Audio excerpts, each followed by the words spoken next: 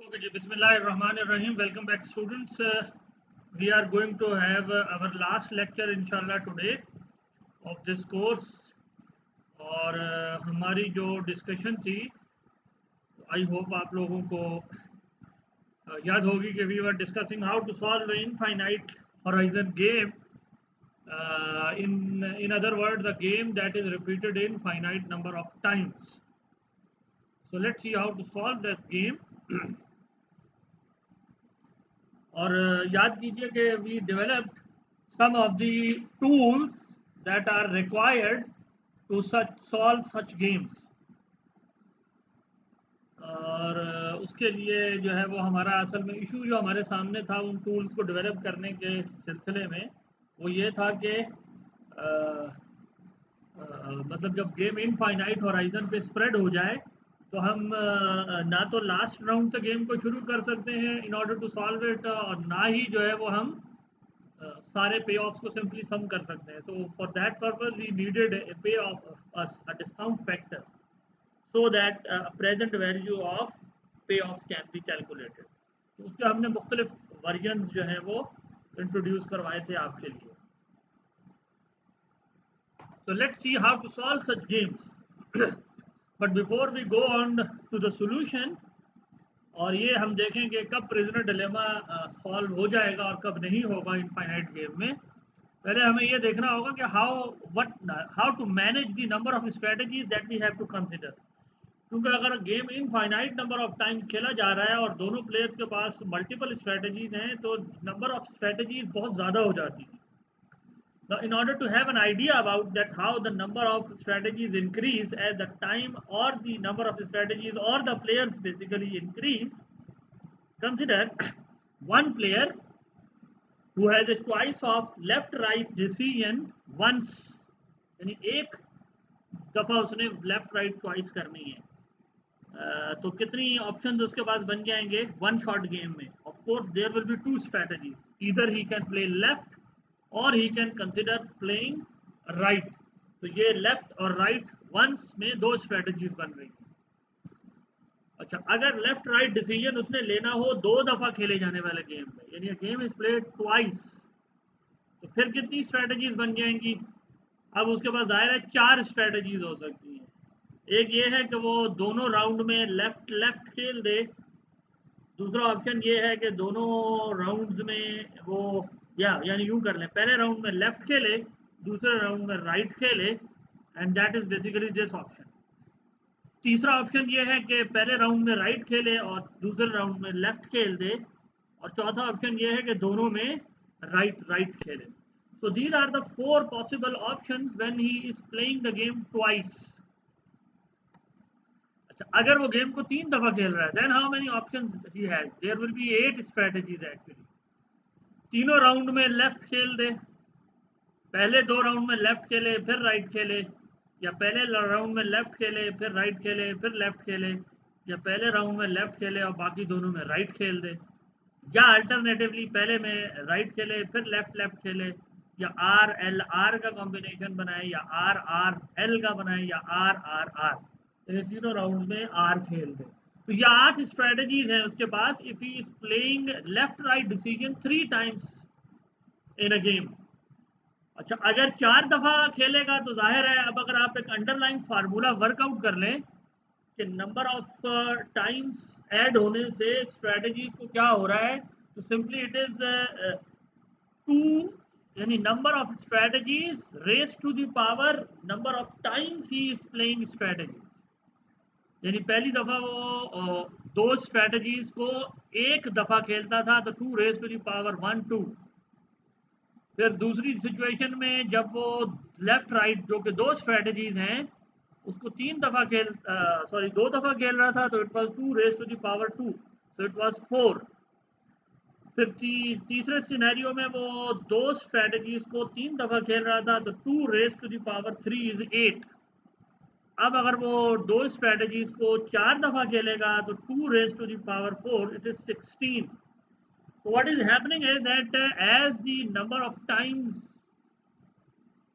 a player is taking his turn is increasing, the number of strategies increase at an exponential rate, यानी वो linear rate पे नहीं बढ़ती, exponential rate पे बढ़ रही है। अच्छा, इसी बात को आप जरा आगे आप ये देखें कि अगर दो प्लेयर्स हों और दो दफा उन्होंने दो दो स्ट्रेटजीज खेलनी हो, फिर क्या होगा। अभी मैंने आपको दिखाया था कि there is only one player who is playing his two strategies either 2 times, 3 times, 4 times, and so on. What if there are two players and they have both have two options and they play the game twice? फिर कितने options बनेंगे। अब ये जो आपके सामने game मैंने लिखा हुआ है, ये प्लेयर वन के लिए यहाँ है, मैंने लिखा नहीं हुआ, but we know here we have player one and here we have player two. Player one has two options, either play up or play down. Player two has two options, either play left or play right. अब आप देखें होगा क्या।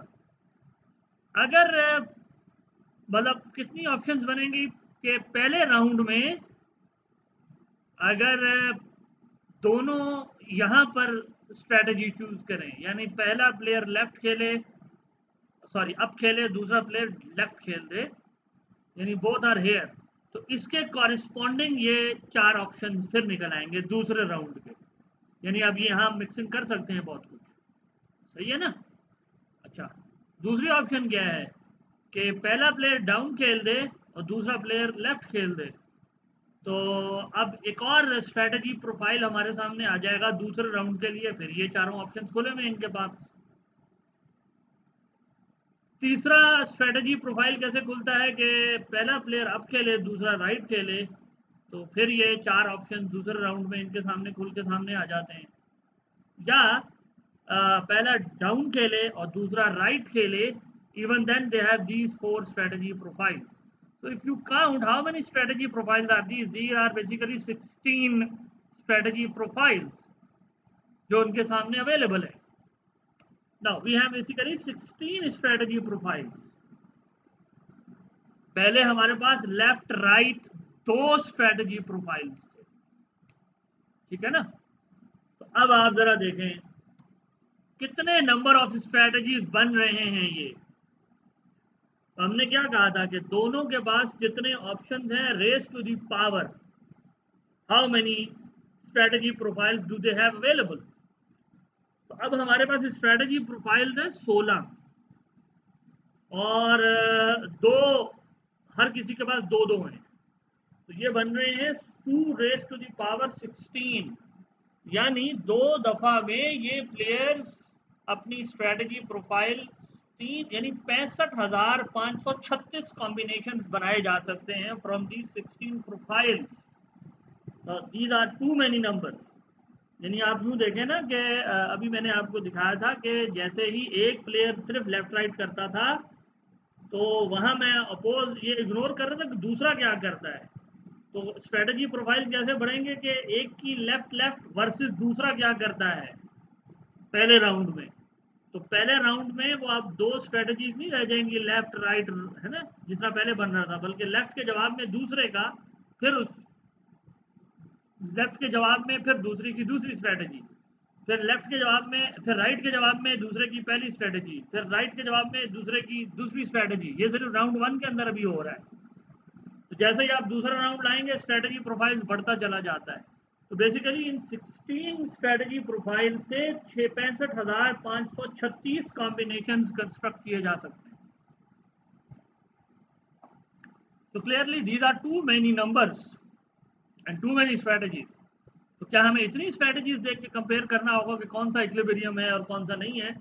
Fortunately हमें सारी देखने की ज़रूरत नहीं है, और वो इसलिए नहीं है because we have a principle known as one shot deviation principle, which basically helps us solve such games without considering all thousands of strategies. Crux of the idea क्या है one shot deviation principle का, OSDP जिसे मैं लिखूंगा, वो ये है कि अगर एक if a set of strategy is SPE, यहाँ इन नहीं है, ये इज है, a set of strategies is SPE यानी सब game perfect equilibria in infinite game if and only if No player can profitably deviate from his strategy at a single stage and maintain his strategy everywhere else. मतलब क्या है, मैं अभी इसको explain करता हूँ। मतलब ये है कि एक इनफाइनाइट होराइजन गेम में एक स्ट्रेटजी सब गेम परफेक्ट इक्विलिब्रिया तब कहलाएगी कि जब किसी प्लेयर के लिए यह नामुमकिन हो कि वो किसी एक भी स्टेज पर अगर अपनी स्ट्रेटजी चेंज कर ले तो उसका प्रॉफिट बढ़ जाए। ये आइडिया है। यानी फर्ज करें कि ये आइडिया आपको मजीद अभी क्लियर हो जाएगा जब हम इंशाल्लाह इस गुफ्तगू को आगे बढ़ाएंगे। So be patient and try to focus on what we are trying to understand. Suppose there are 5 binary left right choices. ठीक है, यानी एक प्लेयर है जिसने 5 दफा लेफ्ट राइट की ऑप्शन कंसिडर करनी है। हम बेसिकली समझना ये चाह रहे हैं कि इनफाइनाइट होराइजन गेम में इक्विलिब्रियम स्ट्रेटजी किसको कहते हैं। This is what we are trying to understand. और उस कंसेप्ट को हम समझ सकते हैं वन शॉट डेविएशन प्रिंसिपल से। तो आइडिया ये है कि अगर एक प्लेयर ने 5 दफा लेफ्ट राइट चॉइस लेनी हो और फर्ज करें कि left left left left left यानी पांचों राउंड में लेफ्ट खेलना उसकी इक्विलिब्रियम हो, तो हम कह रहे हैं इक्विलिब्रियम ये कब होगा? ये तब होगा कि जब left left left left left पांचों दफा लेफ्ट खेलने का पे ऑफ ज्यादा हो किसी एक भी राउंड में राइट खेलने के मुकाबले में। आई बात समझ में? यानी 5 दफा लेफ्ट खेल के जो पे ऑफ मिले वो ज्यादा हो पहले 4 दफा लेफ्ट खेल के फिर राइट, या 3 दफा लेफ्ट खेल के राइट फिर लेफ्ट, या 2 दफा लेफ्ट खेल के राइट लेफ्ट लेफ्ट फिर लेफ्ट खेल के 1 दफा राइट, या 3 लेफ्ट, या पहली दफा राइट खेल के 4 लेफ्ट। यानी इन चारों ऑप्शंस के मुकाबले में पांचों दफा लेफ्ट खेलने का पे ऑफ अगर ज्यादा हो तो हम क्या कहेंगे? That left left left left left is a sub game perfect equilibria for this game. और ये क्यों है? ये इसलिए है क्योंकि प्लेयर के लिए ये मुमकिन नहीं है कि वो अपनी इस इक्विलिब्रियम जो स्ट्रेटजी है इसके किसी एक भी स्टेप में दूसरी स्ट्रेटजी खेल के बेटर ऑफ नहीं हो सकता। This is the idea of one shot deviation principle. कि एक भी दफा अगर प्लेयर के लिए ये मुमकिन हुआ ना कि वो इस 5 लेफ्ट के बजाय किसी एक स्टेज पर, पांचों में से किसी एक स्टेज पर अगर राइट खेल ले और उसका पे ऑफ ज्यादा हो जाए, तो इसका मतलब यह हुआ कि फिर left left left left left ये इक्विलिब्रियम स्ट्रेटजी नहीं। This is the idea. तो मतलब क्या है कि if a strategy profile is sub game perfect equilibria then no profitable one shot deviation exist. ये मतलब है, यानी वन शॉट डेविएशन पॉसिबल नहीं। वन शॉट का मतलब है एक दफा पूरे प्रोफाइल में से एक दफा। फर्ज करें 100 दफा उसने खेलना है लेफ्ट राइट, और मैं ये कहता हूं कि 100 दफा राइट खेलना उसकी इक्विलिब्रियम तब होगी जब 100 में से एक दफा लेफ्ट खेलना उसके लिए प्रॉफिटेबल ना हो, चाहे वो किसी भी बारी में हो, 1 से लेकर 100 तक। अगर ये नामुमकिन हो जाए तो हम कहेंगे राइट इज द इक्विलिब्रियम और सब game perfect equilibria of this game. और अल्टरनेटिवली इसी को हम यूं कहते हैं कि अगर वन शॉट डेविएशन पॉसिबल नहीं है it means the strategy profile is sub game perfect equilibria. तो आई होप के I have made the point clear कि हम किसी स्ट्रेटजी प्रोफाइल को इक्विलिब्रियम तब कहने वाले हैं कि वो इकोनॉमिक्स का आम हमारा कंसेप्ट है कि कोई चीज़ इक्विलिब्रियम तब है जब उससे बेहतर ऑप्शन अवेलेबल नहीं है। दैट इज़ द बेस्ट, यानी उस स्ट्रेटजी का पे ऑफ सबसे ज़्यादा हो, उस स्ट्रेटजी प्रोफाइल का पे ऑफ सबसे ज़्यादा हो, हर राउंड में वो खेलने का जो पे ऑफ है वो ज़्यादा हो कि किसी एक राउंड में मैं उसकी जगह कोई और स्ट्रेटजी खेल कर वापस फिर दोबारा अपनी पुरानी स्ट्रेटजी पर आ जाऊँ। If it is impossible, अब दोबारा पढ़ें। A set of strategies is SPE in infinite game if and only if no player can profitably deviate from his strategy at a single stage and maintain his strategy everywhere else।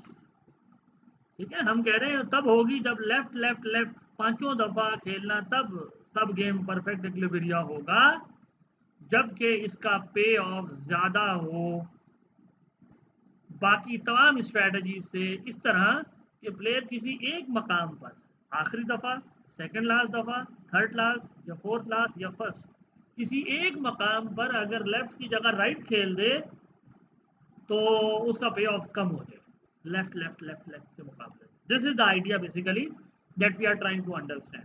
So this principle, this one shot deviation principle, equilibrium होने का मतलब है कि one shot deviation should be impossible. This helps us reduce the number of strategies that we need to consider while solving an infinite horizon game.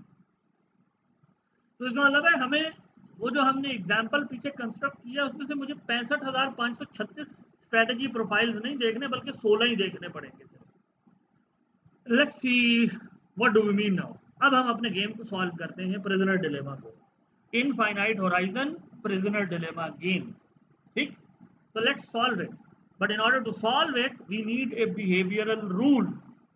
So what rule players are following? So we are going to consider two behavioral rules. एक है जिसका नाम हमने लिखा है grim trigger strategy. This is called grim trigger strategy. Now what is grim trigger strategy? Grim trigger strategy says that if you defect at any stage, then I will defect forever in response. Otherwise, I will cooperate. यानी अगर एक infinite horizon game है तो मेरा rule जो है वो interact करने का दूसरे प्लेयर के साथ ये है कि भाई अगर तो तुम करोगे मेरे साथ कोऑपरेट तो मैं भी कोऑपरेट करता रहूँगा, लेकिन अगर तुमने मेरे साथ किसी एक भी राउंड में धोखा किया, चीट किया, डिफेक्ट किया तो फिर मैं क्या करूँगा. माई रूल इज कि मैं फिर हमेशा धोखा दूंगा. This strategy is called grim trigger. This is a very harsh strategy in the sense that if someone defects you once, then you will punish him or her forever. कुछ लोग होते हैं ना ऐसे मिजाज के कि भाई अगर एक दफ़ा किसी ने गलत कर दिया, किसी दोस्त ने, रिश्तेदार ने, या कोई ऐसी बात हो गई ऊंच नीच, बस फिर कहा जी बस अब ख़त्म, अब मेरी कोई बात नहीं, that's it, it's over, the game is over. तौबा शौबा का कोई इम्कान नहीं है, गलती वापस आने का भी कोई इम्कान नहीं है. So grim trigger basically is a punishment strategy which says that I will cooperate as long as you are cooperating, but the moment you defect, then I will defect forever. ठीक है, हमेशा फिर हमेशा के लिए कुट्टी हो जाएगी. तो ये ग्रिम ट्रिगर है. सपोज प्लेयर, दोनों प्लेयर्स का रूल ये है, इस रूल को फॉलो करते हैं इनफाइनाइट गेम के अंदर. Now let's see how do we solve the game. सवाल क्या है? सवाल ये है कि would anyone have an incentive to defect if no one has defected previously. Defective नहीं है, ये लफ्ज होना चाहिए if no one has defected previously. वही बात है कि जो हम हमेशा उठाते हैं, क्या इक्विलिब्रियम स्टेबल है या नहीं है. यानी इक्विलिब्रियम वो होता है ना जिससे हटने का इंसेंटिव ना हो. तो हम देखना ये चाह रहे हैं प्रिजनर डिलेमा गेम में कि क्या कोऑपरेट करना प्लेयर्स के लिए इक्विलिब्रियम स्ट्रेटजी है या नहीं. तो हम कह रहे हैं कि इक्विलिब्रियम स्ट्रेटजी वो तब होगी जब किसी प्लेयर को ये इंसेंटिव ना हो कि वो उससे हट जाए. तो we are asking a fundamental question, will anyone have an incentive to defect if no one has defected previously. ये सवाल है. यानी इक्विलिब्रियम कब होगा, इक्विलिब्रियम कंडीशन निकालना चाह रहे हैं. ओके, इस पूरी डिस्कशन को समझने के लिए मैं दो सतह पर इक्विलिब्रियम की इस डिस्कशन को ब्रेक करूंगा. पहली है पीरियड वन कोऑपरेशन कंडीशन. यानी पीरियड वन यानी पहले राउंड से दोनों प्लेयर्स कोऑपरेशन करते हैं. ठीक है, फिर हम इसको जनरलाइज करेंगे कि अगर पहले राउंड से ना माने बल्कि दूसरे, तीसरे या 10th राउंड से शुरू करें फिर क्या होगा. तो suppose that we are starting the game from period one, round one. ठीक है, तो अब प्लेयर्स के पास दो स्ट्रेटजीज हैं, ऑप्शन दो हैं. एक ऑप्शन क्या है कि वो कोऑपरेट करें फॉर एवर. ठीक है ना, यही हम कह रहे हैं ना कि cooperate for ever, this is one option. Alternate क्या है कि एक बंदे ने भी अगर राउंड वन में धोखा दिया तो फिर दूसरा कहेगा तुम्हारी ऐसी की तैसी, मैं हमेशा डिफेक्ट करूंगा. है ना, यही दो ऑप्शन है. तो हम ये देखना चाहते हैं कि फॉर एवर कोऑपरेशन इक्विलिब्रियम कब होगा. This is what we are trying to discuss. तो let's start from round one. तो हम कह रहे हैं कि जी ऑप्शन वन ये है कि पीरियड वन से स्टार्ट होने वाले गेम में कि प्लेयर्स क्या करें, cooperate with each other forever. अगर ये इक्विलिब्रियम या हमारे पास एक ऑप्शन है तो फिर पे ऑफ की सूरत हाल क्या होगी? देन द इक्विलिब्रियम पे ऑफ विल बी 3 + 3, ये हमारे पास सिग्मा है, दूसरे राउंड का पे ऑफ है, डिस्काउंट हो रहा है सिग्मा से, ये तीसरे राउंड का डिस्काउंट है जो सिग्मा स्क्वायर से डिस्काउंट हो रहा है। रिमेंबर ये 3 जो है वो हमने जो आपको टेबल दिखाया था, मैं वो टेबल आपको एक बार फिर याद करवा दूँ, भूल गया होगा, ज़रा गौर से देख लें अच्छी तरह। अगर ये कोऑपरेट करते हैं दे गेट अ पे ऑफ 3, सही है। अगर दोनों डिफेक्ट करते हैं दे गेट अ पे ऑफ 2, सही। जो डिफेक्ट करता है उसको 4 मिल जाता है, सही। प्लेयर 1 अगर डिफेक्ट करता है उसकी कोऑपरेशन तो ही गेट्स 4, और अगर प्लेयर 2 डिफेक्ट करता है 1 की कोऑपरेशन में ही गेट्स 4, और अगर प्लेयर 2 कोऑपरेट करता है 1 डिफेक्ट करता है प्लेयर 2 विल गेट 1, और अगर प्लेयर 2 जो है वो डिफेक्ट करता है 1 कोऑपरेट करता है 1 गेट्स 1। ठीक है, ये पे ऑफ जरा अच्छी तरह याद कर लें कि कब जो है किस सिनेरियो में किसको कितना कितना मिल रहा है। तो अभी चूंकि मैं इक्विलिब्रियम प्रोफाइल को देख रहा हूँ कि हर राउंड में they are cooperating, so player 1 और 2 whatever he is, he gets 3 in every round, सही है ना। So he is getting 3 in every round. तो चूंकि डिस्काउंटिंग हो रही है, अगले टाइम पीरियड का पे ऑफ पिछले वाले के मुकाबले में कम अहम है, तो सिग्मा याद करें पिछली दफ़ा ये डिस्काउंट फैक्टर, तो दिस कंटिन्यूज फॉर एवर। अगर वो इस इक्विलिब्रियम पाथ पे रहते हैं, cooperate forever, then the पे off any player, say player 1 will be 3 + 3 sigma + 3 sigma square + 3 sigma cube and so on. What is option 2? Option 2 ये है कि मैं पहले टाइम पीरियड में ही धोखा दे दूं, ठीक है। And in that case what will be my pay of? ये फर्ज करें दूसरे प्लेयर ने तो मेरे साथ कोऑपरेट किया, पहले प्लेयर उसने ये कोऑपरेशन की स्ट्रेटजी खेली, मैंने क्या किया, मैंने धोखे की स्ट्रेटजी खेली। तो अगर मैं धोखा दे देता हूँ, वी जस्ट वर्कड आउट के धोखा देने वाले को 4 पे ऑफ मिल रहा है। So in round 1 my pay off will be 4, but what will be my pay off in round 2? It will be defect. अब दूसरे राउंड में वो, चूंकि उसने उसूल क्या है कि मैंने अगर एक दफा धोखा दे दिया, अब उसने फिर क्या करना है, फिर उसने हमेशा धोखा देना है। This is his rule, this is grim trigger. Now I know that I have defected in round 1, so his rule is to defect in round 2, so I will now defect। क्योंकि अब अगर उसके डिफेक्ट के जवाब में मैंने cooperation करना शुरू कर दिया, my pay off will B 1 which is bad, तो उसके डिफेक्ट के जवाब में मैं डिफेक्ट करूंगा। तो अब मुझे यानी प्रिजनर डिलेमा के साथ जिंदा रहना पड़ेगा for ever, and I will earn 2, 2, 2 and forever. So what will be my payoff profile? 4 in round 1 when I defected and made benefit. Then 2 sigma in round 2, 2 sigma square, 2 sigma cube in round 3, 4 and so on forever. यानी 2 sigma raised to the power 4 and 5 and so on, है ना।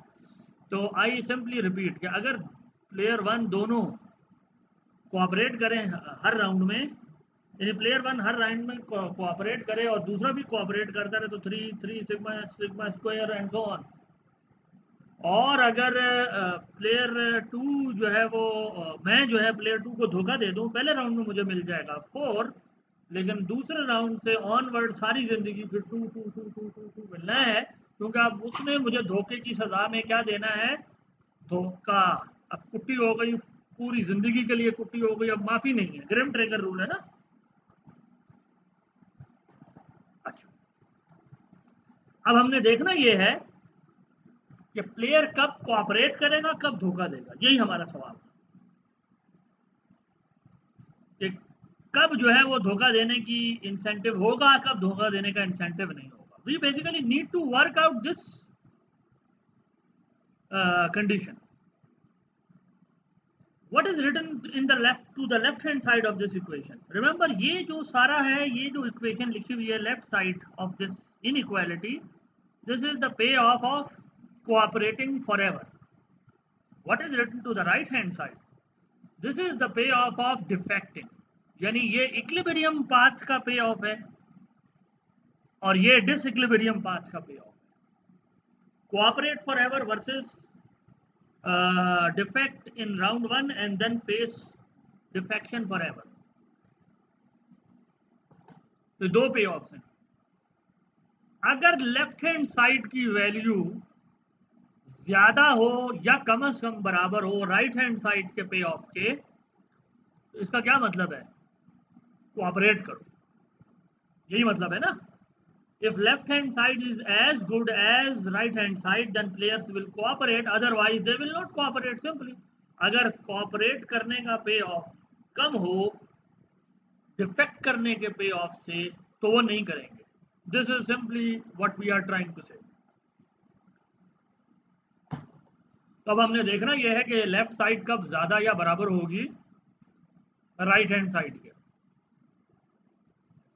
अच्छा जी, इसकी सारी वो उड़ गई हैं animations. Any how, so let's solve this game. तो वो मैंने दोबारा रिपीट कर दी थी ताकि हमारे सामने रही इक्वेशन। दिस इज द पे of of cooperating, this is the पे of of cheating. What is the sum of this left hand side? तो ये मुझे पूरी सीरीज का सम जो है वो याद करें निकलता था। अगर मैं 3 को रिप्लेस कर दूं x से, तो फार्मूला था x ओवर 1 माइनस सिग्मा। तो x की जगह 3 है, so it is 3 1 over 1 minus sigma. So this is the sum of this entire series of the left hand side. अगर मेरे पास सिग्मा की वैल्यू है, I can calculate the value of this payoff. What is the sum of the right hand side? अब आप right hand side को गौर से देखें कि पहली एंट्री को छोड़ के दूसरी एंट्री से ऑनवर्ड हर जगह पे सिग्मा आया है। तो मैंने आपको एक फार्मूला दिया था कि अगर मुझे सम करना हो किसी ज्योमेट्रिक सीरीज को from second series onward excluding first series, तो उसका फार्मूला था x into sigma over 1 minus sigma. x की जगह है 2, तो you see 2 into sigma over 1 minus sigma. दोनों फार्मूले में फर्क क्या था? यहाँ होता था x, यहाँ होता था सिग्मा x। तो पहली सीरीज में पहले नंबर को मैं छोड़ देता हूँ, और ये वाला जो 4 है ये एज इट इज लिखा हुआ। अब राइट हैंड साइड पे क्या हुआ है कि ये 4 as it is plus this onward, इसका सम बराबर है इसके। आ गई ना बात समझ में? तो हमारे पास ये इक्वेशन रिड्यूस होके यहाँ रहेगी। अब आगे थोड़ा सा अलजबरा किया हुआ है मैंने, you can simply verify it, and the answer of this equation is going to be sigma is greater than और equal to half. When you perform some algebra you will find this answer. Sigma का जवाब कितना आता है? Half से ज्यादा या बराबर। What does it mean? मतलब ये है कि left hand side right hand side से ज्यादा होगी provided the value of sigma is greater than और इक्वल टू हाफ। ये मतलब है इस जवाब का। और मतलब क्या बना कि अगर सिग्मा हाफ के बराबर या इससे ज्यादा होगा, तो चलो मैं 1 बाय 1 इंटरप्रेट करता हूँ। If sigma is greater than half, then left hand side will be greater than right hand side and players will cooperate। ठीक है, क्योंकि ये पे ऑफ है कोऑपरेशन का, ये पे ऑफ है डिफेक्शन का। तो if sigma is greater than half they will cooperate because the पे of of this is greater than to the right hand side. और अगर सिग्मा बराबर है हाफ के, तो फिर लेफ्ट हैंड साइड बराबर होगी राइट हैंड साइड के, क्योंकि इनइक्वालिटी दोनों तरह की है ना, वीक इनइक्वालिटी, इक्वालिटी के और ग्रेटर देन दोनों तरह लिखी हुई है हमने। तो अगर सिग्मा हाफ होगा then both sides will be equal and players will still have an incentive to cooperate, क्योंकि डिफेक्शन में कोई फायदा नहीं है। So players cooperate if sigma is greater than or equal to half। ठीक है, यानी grim trigger can create equilibrium or cooperation as equilibrium strategy in all rounds provided sigma is sufficiently large। Discount factor sufficiently large है, और ये जो discount factor है remember ये इस चीज को इंडिकेट करता है कि मैं फ्यूचर को कितना वेट देता हूँ। तो अगर मैं फ्यूचर पे ऑफ्स को सिग्निफिकेंटली हायर वेट दे रहा हूँ इन नंबरों के साथ जो यहाँ निकले हैं 333 और वो, तो इनके साथ जो है हाफ जवाब आया। Remember there is nothing unique in this half, the answer could have been any other number. It all depends upon what payoff we are considering for cooperation and for defection. जैसे यहाँ मैंने 3 3 3 और 4 2 2 ये लिखे हुए हैं ना, अगर इनकी जगह पे और नंबर्स होते तो कुछ और नंबर निकल के आता है, but what ever that number is वो इंडिकेट ये करता कि लेफ्ट हैंड साइड अगर राइट हैंड साइड से ज़्यादा या बराबर है तो कोऑपरेशन करेंगे, इस कंडीशन से ये वो कंडीशन सिग्मा की हमारे पास निकल के आ जाएगी. So Grimm trigger can produce cooperation as equilibrium strategy for all rounds, provided in our example sigma is large enough. Means players give weight, significant weight to their future payoffs. However, if they are very impatient, they will not give any weight to means they will give. For example, if sigma is less than half, तो फिर right hand side ज़्यादा हो जाएगी left hand side से, तो वो फिर cooperate नहीं करेंगे, पहले राउंड से धोखा देना शुरू कर देंगे. तो मतलब ये कि वही पेशेंट है, वो आज के पे ऑफ को बहुत ज़्यादा वैल्यू करते हैं, फ्यूचर वाले को कम करते हैं. इस 4 इसको बहुत ज़्यादा फिर वेट दे रहे हैं if sigma is very small. ठीक है, और अगर सिग्मा हाफ बड़ा नंबर होगा तो फिर इन नंबरों का वेट बहुत ज़्यादा होगा. कंपेयर करें ना, ये 3 है, ये 4 है, बाकी सारा खेल इसका है, ये सेकेंड राउंड से ऑनवर्ड है. ये नंबर सेकंड एंट्री ऑनवर्ड, इसकी सेकंड एंट्री ऑनवर्ड से ज़्यादा होगी, ये डिपेंड करता है सिग्मा की वैल्यू क्या आ रही है. तो अगर सिग्मा बहुत छोटा होगा तो राइट हैंड साइड विल का ये जो पहले राउंड का 4 है ये डोमिनेट कर जाएगा. अगर सिग्मा की वैल्यू बहुत बड़ी है तो इसका मतलब मैं इन नंबरों को वेट ज़्यादा दे रहा हूँ जो सेकंड राउंड ऑनवर्ड है, तो ये 4 वाला जो बेनिफिट है 3 से ये अंडर कट हो जाएगा. This is basically the idea behind this calculation. Okay, what about other period. ये तो मैंने फर्ज कर लिया कि जी game is starting from period 1. आगे नहीं चल रहा भाई, क्या हो गया. चल, okay, we started the game from period 1 and we assume that players are cooperating with each other right from period 1, but there was nothing specific. What if the game has been played say 5 times. ठीक है, या फर्ज कर लें कि in general अगर मैं बात करूंगा, ये n-1 नहीं, यहाँ होना चाहिए था n टाइम्स. फर्ज करें एक गेम है जिसको n-1 की जगह आप रीड करें n टाइम्स. मतलब मेरा यह है कि एक गेम है जिसने इनफाइनाइट दफ़ा खेला जाना है और n दफ़ा वो खेला गया है. फर्ज करें 5 दफ़ा या 10 दफ़ा या 100 दफ़ा. अब इनफाइनाइट के सामने तो ये नंबर छोटे हैं ना, 100 हो, 10 हो, 5 हो. 5 दफ़ा खेला जा चुका है गेम. तो अगर 5 दफ़ा गेम अच्छा मैं इसको ठीक कर ही देता हूँ.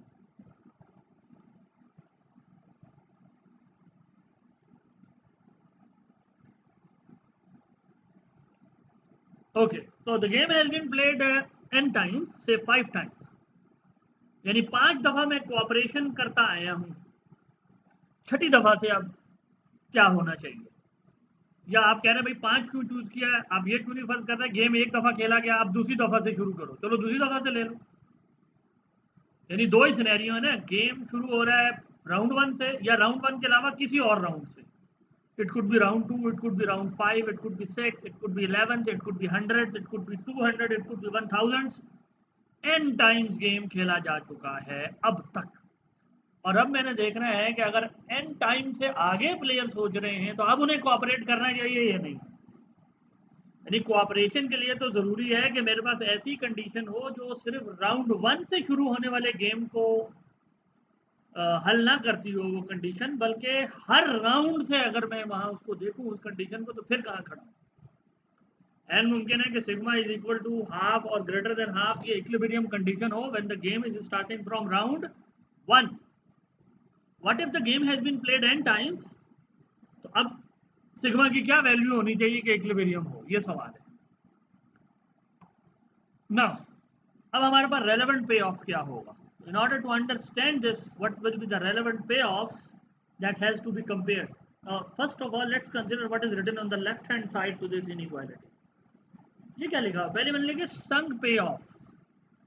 संक पे ऑफ से मुराद ये वो पे ऑफ से जो अब तक जितनी दफा गेम खेला जा चुका उनका पे ऑफ है. नहीं, अब मुझे लग रहा है वो n-1 ठीक लिखा हुआ था. ओ सॉरी, इसको n-1 ही करें। अभी मैं बताता हूँ क्यों, गलती हो गई मुझसे। Okay,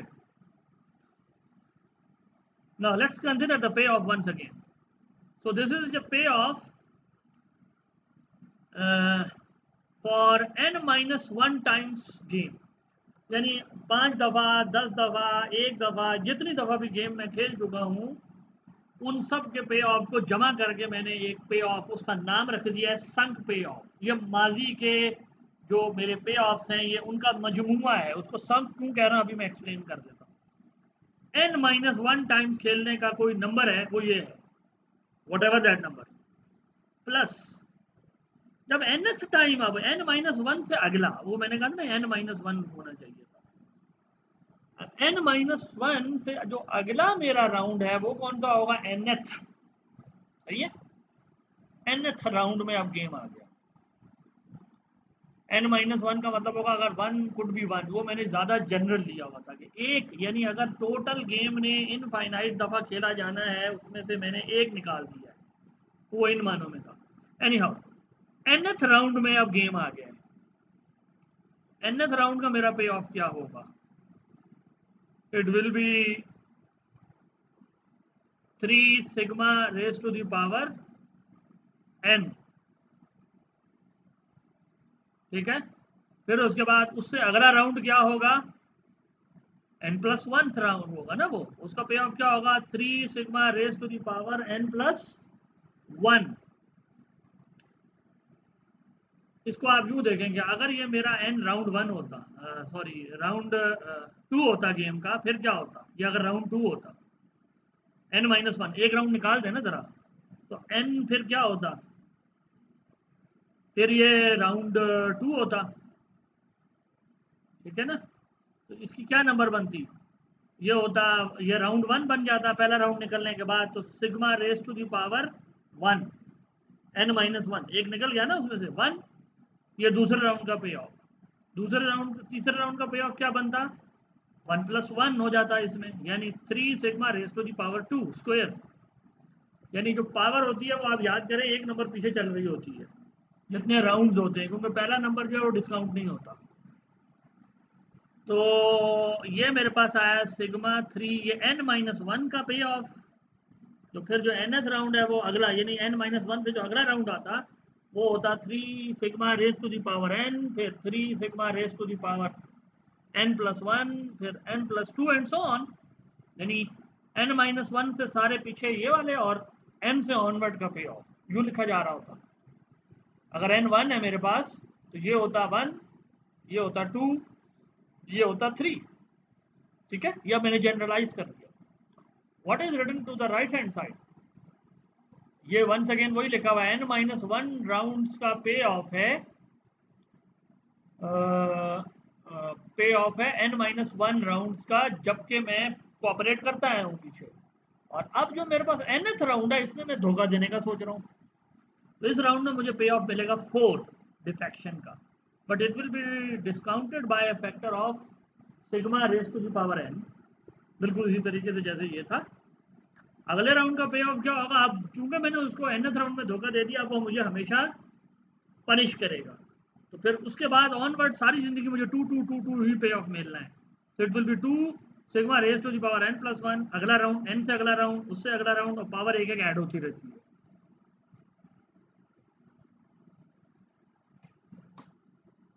So this is your payoff. The only difference is that this time हमने एक राउंड का पे ऑफ या n-1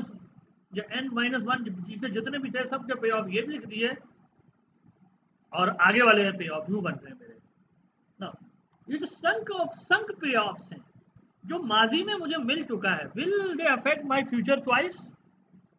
देखिए ना, दोनों साइड पर बराबर है। अगर मैं माजी में कोऑपरेट करते आया हूँ तो 3+3 सिग्मा 3 सिग्मा स्क्वायर यूं करके चल रही होगी ना सारी टर्म, वो यहाँ पर भी चल रही होगी, बोथ विल बी इक्वल। अगर 5 दफ़ा हो चुका है तो 5 दफ़ा वाले राउंड के नंबर यहाँ भी लिखे होंगे, यहाँ भी लिखे होंगे, तो simply cancel out with each other. Idea ये है कि सम पे of should not affect your future choice, वो तो बराबर है। डिफेक्शन 5 राउंड के बाद अगर मैं छठे में डिफेक्शन का सोच रहा हूं तो मुझे जब कंपेयर करना है कि छठे से ऑनवर्ड कोऑपरेशन या छठे से ऑनवर्ड डिफेक्शन, ये है मेरा relevant decision variable. Sunk pay offs will not affect your future choice. तो चूंकि ये संक पे ऑफ्स मैटर नहीं करते तो you are left with this equation. क्या है ये इक्वेशन कि ये संक पे ऑफ मैंने डिलीट कर दी है और यहाँ से ऑनवर्ड लेफ्ट साइड पे जो लिखा हुआ है और यहाँ से ऑनवर्ड जो राइट साइड पे लिखा हुआ है वो मैंने इस इक्वेशन में लिख दिया था। I hope the point is getting clear. अच्छा, अब क्या करें, हर टर्म को आप मैथमेटिक्स देखने के लिए सिग्मा एन से जरा डिवाइड करें। What do you get? Simply divide all terms by sigma n. तो जब आप इसको सिग्मा एन से डिवाइड करेंगे, ये सिग्मा एन से कैंसिल होगा एंड यू गेट 3। जब आप इस टर्म को सिग्मा एन से डिवाइड करेंगे तो सिग्मा जो है ये एन वाली टर्म खत्म हो जाएगी, वन दफा रह जाएगा। ठीक है ना, यानी एक्चुअली ये लिखा हुआ गया है sigma raise to the power n into sigma raise to the power 1। तो sigma raise to the power n वाली टर्म कैंसिल हो जाएगी डिनोमिनेटर में जो लिखा होगा and you will be left with sigma raise to the power 1। यहाँ क्या आएगा, sigma raise to the power 2। इसी तरह राइट साइड पे सिग्मा से एन से डिवाइड करेंगे 4, sigma raised to the power 1, sigma raised to the power 2 and so on. So what is happening actually? What is this equation? This equation is exactly the same one that we worked out earlier. There is nothing different. तो मतलब क्या हुआ, मतलब ये अच्छा, अब अगर मैं इस इक्वेशन को सॉल्व करूं तो जवाब क्या आएगा? जवाब वही आ जाएगा, sigma is equal to half और ग्रेटर देन हाफ, क्योंकि पहले भी यही इक्वेशन सॉल्व करने से वो जवाब आया था मेरे पास। अब मतलब क्या हुआ, मतलब ये हुआ कि मैं किसी गेम को, इस इनफाइनाइट हॉराइजन गेम को राउंड 1 से देखूं, इस प्रिजनर डिलेमा गेम को, या राउंड 2 से देखूं, या राउंड 3 से देखना शुरू करूं, या 101वें राउंड से देखना शुरू करूं, 157वें राउंड से देखना शुरू करूं, किसी भी एक स्पेसिफिक नंबर से ऑनवर्ड जब मैं उसकी ये देखना चाह रहा हूँ कि कोऑपरेशन की क्या कंडीशन है, तो माजी के पे ऑफ मैटर नहीं कर रहे। तो जब मैं वहां से देख के आगे देखना शुरू करूंगा, पे off will B exactly the same, they will follow the same pattern. अगर मैं थोड़ी सी मैथमेटिक्स उसके अंदर कर लूँ तो you will get the same answer. So what does it mean? It means that cooperation is possible through Grimm trigger strategy if players are patient enough. The Grimm trigger can work, or it can solve the problem of prisoner dilemma in an infinitely repeated games, provided players discount their future payoffs at some significant rate. Otherwise, अगर वो future पे offs को बहुत छोटा number देंगे, wait देंगे, तो फिर कोऑपरेशन नहीं हो सकेगी। तो basically you are trading cooperation for ever in exchange of good behaviour. ठीक है ना, अगर आप फर्ज करें धोखा देंगे तो फिर आप नुकसान उठाएंगे हमेशा। तो आप जो है वो खरीद रहे हैं good behaviour by cooperating for ever. ठीक है ना, वरना जो है punishment for ever is awaiting. This is the idea behind grim trigger. Now grim trigger is of course very harsh strategy. It says कि अगर आपने मुझे इसी एक भी राउंड में धोखा दिया, फिर तैयार रहो पूरी जिंदगी की सजा भुगतने के लिए। What if we consider another strategy which is known as tit for tat? Tit for TET का आइडिया ये है, उर्दू में इसका मुहावरे का मतलब क्या होता है, जैसी करनी वैसी भरनी, you get as you do. तो मतलब ये है कि I will duplicate my opponent's strategy in the next time और in the next round I will do what you did to me previously. Tit for tat खेलूंगा मैं तुम्हारे साथ। अगर तुमने पिछले राउंड में मेरे साथ कोऑपरेट किया तो मैं अगले राउंड में तुम्हारे साथ कोऑपरेट करूंगा। अगर तुमने पिछले राउंड में मेरे साथ डिफेक्शन की स्ट्रेटजी खेली, मैं अगले राउंड में डिफेक्शन करूंगा। and that is what we are calling tit for tat. Yani I will punish you for one time period, not for the entire time period. This is the difference between tit for tat and grim trigger. Grim trigger were very harsh in the sense that defection once will lead to punishment forever, whereas tit for tat means one time punishment strategy हो अगर player की, फिर क्या अगर यानी इस तरह का रवैया हो कि मैं आपके धोखे को एक दफ़ा धोखे से जवाब दूंगा, तो क्या हमारे दरमियान कोऑपरेशन मुमकिन है या नहीं, ये सवाल है.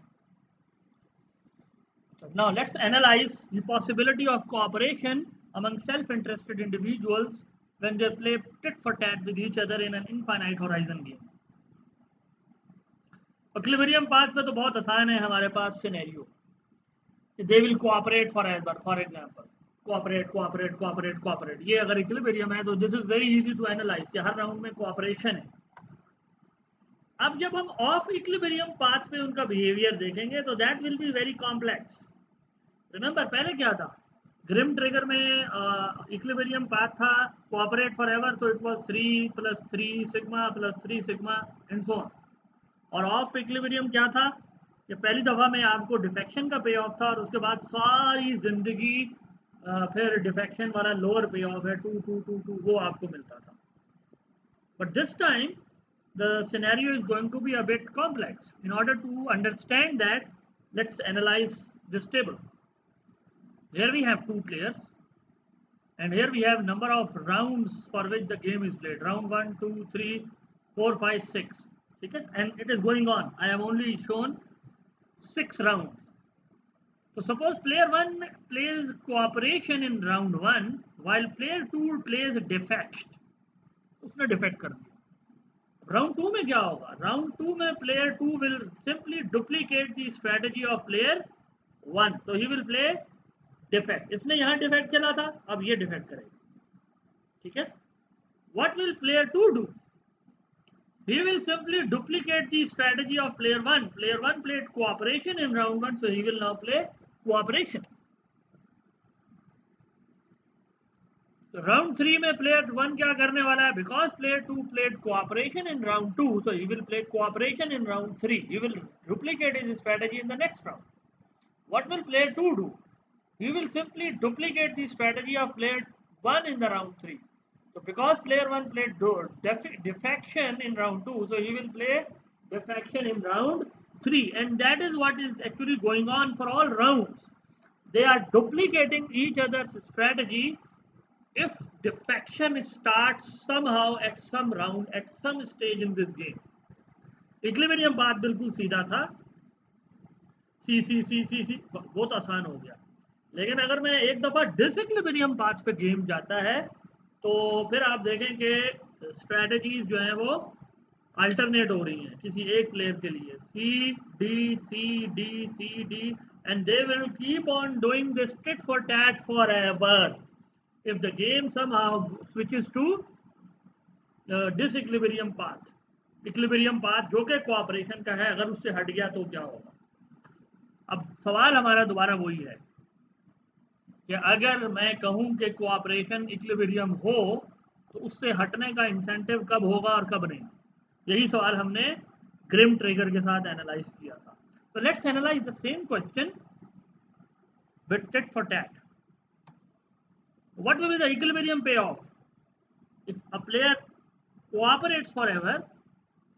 His payoff is 3 + 3 + 3 + 3 and so on forever, and all the entries of payoffs from round 2 onward will be discounted by the appropriate factor, which we are calling sigma, and then sigma square and sigma cube and so on. ये तो वही पुरानी बात है, इसमें कुछ भी नया नहीं है. What about payoff when they are in the defection phase? Disequilibrium path पे क्या हो रहा होगा. अब जरा ये देखेंगे, प्लेयर 1 ने जब पहले टाइम पीरियड में धोखा दे लिया तो ही गेट्स 4, लेकिन दूसरे टाइम पीरियड में वो क्या करने वाला है, दूसरे टाइम पीरियड में वो खुद कोऑपरेट करेगा और उसके जवाब में दूसरा प्लेयर, जब पहला जो प्लेयर है वो उसके साथ क्या करेगा, वो उसके साथ कोऑपरेट नहीं कर रहा होगा, वो धोखा दे रहा होगा, ये कोऑपरेट कर रहा होगा. You see this Suppose this is player 2's payoff. So he gets 4 when 1 cooperates. But in round 2 he cooperates while player 2 defects. So his payoff is 1. और इसको आप याद करने के लिए ज़रा उस payoff मैट्रिक्स की तरफ दोबारा चले जाएं. You see, अगर प्लेयर 1 डिफेक्ट करता है और प्लेयर 2 कोऑपरेट करता है, हिज पे ऑफ इज 1. ठीक है ना. तो अब मैं टिट फॉर टैट खेल रहा हूं. So my pay of is basically moving like this 4 1 4. अब ये 4 कहां से आया? अब राउंड 3 में क्या हो रहा है? राउंड 3 में ये हो रहा है player 1 is cooperating and I am defecting, so I will once again benefit from, I will get 4. What is happening in round 4? In round 4 player 2 is basically cooperating, 1 is defecting, so player 2 gets 1. वही 1 दोबारा आ गया. फिर 4, फिर 1, फिर 4, फिर 1, and that is what is actually going on forever. ठीक है. And each number is getting discounted by an appropriate discount factor, sigma square. वो progressively increase हो रही है power. I hope the payoff structure is clear to understand. अगर नहीं समझ में आए दोबारा रिवाइंड करें और सुने इस बात को.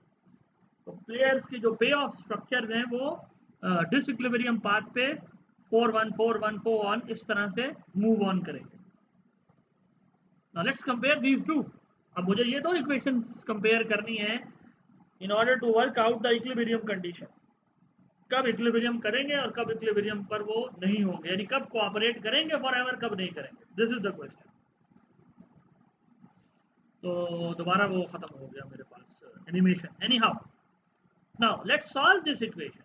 Now left hand side is the same 3/1 minus sigma. Right hand side अब आप जरा गौर से देखें. अगर आप इसके प्रोग्रेशन को फॉलो करें तो ये पहली टर्म है, ये तीसरी टर्म है, ये पांचवी टर्म है. अगर आप इसकी सारी ऑड टर्म्स को देखें तो ये 4-4-4 वाली टर्म्स हैं. सारी इवन टर्म्स को देखें तो वो 1-1-1-1 वाली हैं. ठीक है ना. तो इस तरह की सीरीज को कैसे जमा करते हैं, मैंने आपको दो फार्मूले दिए थे कि अगर ऑड टर्म वाली सारी टर्म्स को मैंने जमा करना हो प्रोग्रेसिव सीरीज, एक ज्योमेट्रिक सीरीज की, तो उसका फार्मूला होता था x divided by 1 minus sigma square. ये आ गया. ये ऑड पीरियड एंट्रीज का सम है. इवन पीरियड एंट्रीज का सम क्या होता था? वो होता था x into sigma over 1 minus sigma square. And what is this x here? It is 1 1 1 1. तो इसलिए यहाँ 1 लिखा हुआ है. अगर कोई और नंबर होता तो वो यहाँ लिख देते हम. तो इन दोनों को, ऑड पीरियड एंट्रीज के सम को और इवन पीरियड एंट्रीज के सम को मैं जमा कर लूँ तो I will get the sum of these all entries on the right hand side. वो जो फार्मूले उस वक्त आपको दिए थे वो इसलिए दिए थे कि they are going to be relevant. Now अब आगे मैंने कुछ भी नहीं किया हुआ, थोड़ा सा जबरा किया है. और ये यू कैन सिंपली वर्क. आप कॉपी पेंसिल लेकर बैठें और सॉल्व करें तो आपके पास ये सोल्यूशन आएगा. यहाँ आके सिंपली मैंने ये किया कि इन दोनों टर्म्स को फार्मूले से खोल दिया और ये जो 1 माइनस सिग्मा वाली टर्म है यहाँ इसके साथ कैंसिल हो जाएगी and you will get this. So once again हमारे पास सिग्मा की वैल्यू आ रही है ग्रेटर देन और इज इक्वल टू हाफ. अच्छा, बाय चांस ये हमारे पास पे ऑफ स्ट्रक्चर ऐसा है कि सिग्मा की वैल्यू वही आई है जो ग्रिम ट्रिगर स्ट्रेटजी के साथ आई थी. ये अच्छी तरह याद कर लें. It is not necessary that the solution value of sigma will be same for tit for tat and grim trigger. They can be different. By chance in this game they are the same, and because they are the same so we will interpret it in a similar fashion. अगर sigma की value greater than या equal to half हो तो tit for tat will also produce cooperation among the two players forever. ठीक है. यानी tit for tat भी Grimm trigger की तरह एक स्टेबल कोऑपरेशन प्रोड्यूस कर सकती है अगर सिग्मा हाफ या हाफ से ज्यादा हो, given the pay offs in this game. So players do not basically need to follow a very harsh strategy in order to produce cooperation, बल्कि सिग्मा की वैल्यू अगर सिग्निफिकेंटली लार्ज है तो tit for tat will do the same job as will grim trigger strategy. ठीक है ना, यानी जो काम एक ऐसी स्ट्रैटेजी से हो सकता है जिसमें मैं ये अनाउंस करता हूँ कि मैं वो करूँगा जो तुमने पिछले राउंड में किया था, जो फ़ायदा मैं इससे ले सकता हूँ, मैं इतनी सख्त कॉल क्यों दूंगा, मैं हमेशा फिर तुम्हें सजा दूंगा। मुमकिन है कुछ ऐसा पे ऑफ स्ट्रक्चर हो जिसमें वो ज़्यादा वर्क कर जाए कहीं ना, वो इंसानों में भी फ़र्क होता है। तो अभी हमने आपके सामने दो स्ट्रैटेजीज डिस्कस की थी। एक थी टिट फॉर टैट और एक थी ग्रिम ट्रिगर। जाहिर है हम एक और स्ट्रैटेजी भी जो सोच सकते हैं, और वो ये है कि I will do always cooperation no matter what you do. एक शख्स ईमानदार भी तो हो सकता है कि वो उसका ये जिंदगी वो इंटीग्रिटी है, वो ये कहता है कि मैं हमेशा क्या करूंगा कि तुम कुछ भी करो मैं हमेशा कोऑपरेट करूंगा। If someone simply makes this announcement, what will happen? यानी सपोज आप उसको पहले राउंड में धोखा देते हैं, वो फिर कहता है मैं अब आपके साथ कोऑपरेट करूंगा, तो फिर आपको दूसरे राउंड में धोखा देता है, आप फिर कहते हैं कि मैं आपके साथ क्या करूंगा, धोखा करूंगा। सवाल ये है कि अगर एक शख्स की ये वेल अनाउंस पॉलिसी हो, what will the other player do? Will he be motivated to cooperate or not? सोचिएगा। अब गेम थ्योरी आपको ये बताएगी कि दूसरा प्लेयर हमेशा उसे धोखा देगा, क्योंकि उसे पता है ये उल्लू है, he can always benefit, four four four four, उसको फायदा होने वाला है धोखा देकर उसकी कोऑपरेशन। लेकिन जाहिर है अब यहाँ से ये फैलेसी है इकोनॉमिक थ्योरी की, इंसान को शैतान फर्ज किया जा रहा है, यानी किसी की अच्छाई को इंसान बिल्कुल वैल्यू करने के लायक नहीं है। हालांकि हकीकत तो ये होती है कि अगर हम किसी के साथ बुराई करें और वो बदले में हमारे साथ क्या करे, अच्छाई कर दे, तो क्या होता है, क्या इंसान फिर बुराई करता है, कहता है बेवकूफ़ आदमी है इसको करो? कुछ ऐसे बदमाश भी होते हैं, इसमें कोई शक नहीं है कि कुछ लोगों की नेचर ये होती है कि वो दूसरे की अच्छाई को समझने की सलाहियत ही नहीं रखते होते, और वो समझते हैं बेवकूफ़ है, लेट्स मेक अनदर जैकपॉट है। उनके नज़दीक गोया एक ऐसा इंसान जैकपॉट होता है जिसको वो एक्सप्लॉइट कर सकते हैं। लेकिन इंसानों की अजीम तरीन अक्सरियत ऐसी बदमाशों की नहीं है। जब हमारी बुराई के जवाब में कोई हमारे साथ अच्छाई करे तो दिल नर्म हो जाता है, दिल उसकी तरफ माइल हो जाता है, और हम फिर क्या करते हैं, हम उसकी बुराई के हम अपनी बुराई तर्क कर देते हैं और उसके साथ अच्छाई का रास्ता इख्तियार करते हैं। तो ग्रिम ट्रिगर और टिट फॉर टैट ये कह रहे हैं कि किसी को कोऑपरेशन पर लाने या अच्छाई के रास्ते पर लाने के लिए धमकी आमेज रवैया को इख्तियार करो तो सेल्फ इंटरेस्टेड आदमी आ जाएगा। ये स्ट्रेटजीज उन लोगों के लिए हैं जिनके बारे में वो मुहावरा है कि लातों के भूत है बातों से नहीं मानते, जिन पर अखलाक अमल नहीं करता, तो उनके लिए फिर डंडा है? ऐसे लोगों का पीर डंडा होता है, तो उनके लिए डंडा पीर है। फिर डंडा पीर यही है कि ग्रिम ट्रिगर और टिट फॉर टैट, फिर मैं तुम्हें सीधा करूंगा, वो फिर सीधे हो जाते हैं। वो सीधे इसलिए हो जाते हैं क्योंकि फिर उनको अपना ही नुकसान नजर आ रहा होता है। लेकिन अक्सर लोग टिट फॉर टैट नहीं चाहिए होता उनको, अक्सरों इंसानों को सीधा करने के लिए बुराई के बदले में एक छोटी सी अच्छाई, एक अच्छा लफ्ज है, और अगले का दिल ऐसे नरम मोम हो जाता है कि वो आपके जो है वो गर्विदा हो जाता है, और ऐसा गर्विदा होता है कि वो आपको अपना पीर समझे, यार तुम कितने अच्छे इंसान हो, फिर आपकी हर बात मानता है। तो इंसानों को मुतासर करने का ज़्यादा बेहतर तरीका हमेशा यही रहा है कि आप ऐसे मौके की तलाश में रहें कि अब अगर मैंने उसके साथ अच्छाई की, अब वो नरम होकर फ्लैट हो जाएगा मेरे आगे, है ना। फ्लैट हो जाने से मुराद ये है कि आप मेरे गर्विदा हो जाएगा, अब वो मेरे सामने नहीं खड़ा होगा सर उठा के तेरी ऐसी की तैसी, बल्कि जो है वो समझ जाएगा कि यार ये बंदा अच्छा है, मैंने बुरा किया था, and that basically brings about cooperation for ever. फिर वो आपके साथ हमेशा कोऑपरेट कर सकता है।